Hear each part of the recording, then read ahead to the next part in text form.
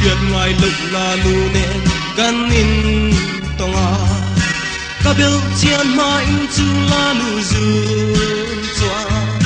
Min kwar vele kei lung mon hi Bel chian do lo nu la ka ngai zonga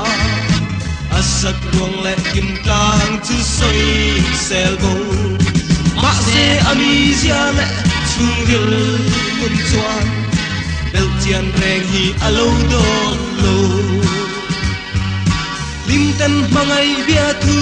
in hlang durin Leng tang chai lo turin kan in tiama Ma se val dang to na shiat lo planin Lung min lo her san reng si mo Bel chian do lo la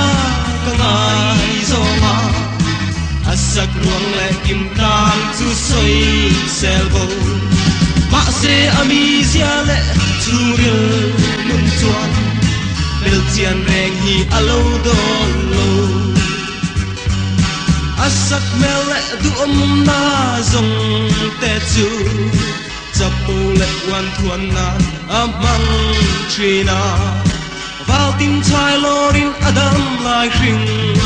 mun Amang zele eng don lo hia Bel chian do lo nula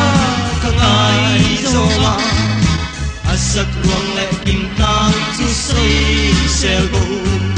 Ma se ami zia le chu ril mun chuan Bel chian reng hi alo do lo Va na duaye nang khel ka tong che hi Lung lai chirin va bel chiang ngei mai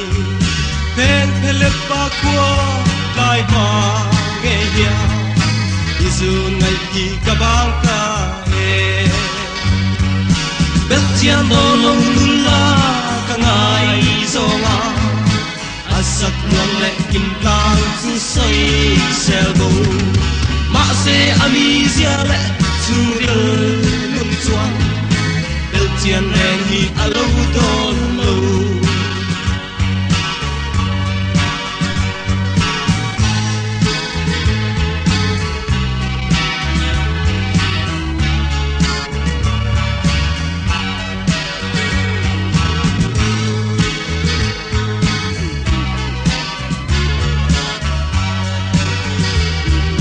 Bel chian do lo nula ka ngai zonga Asak ruang le kim tang chu soi sel bo Ma se ami zia le chu ril mun chuan Bel chian reng hi alo do lo Bel chian do lo nula ka ngai zonga Asak ruang le kim tang chu soi sel bo Ma se ami zia le chu ril mun chuan Bel chian reng hi alo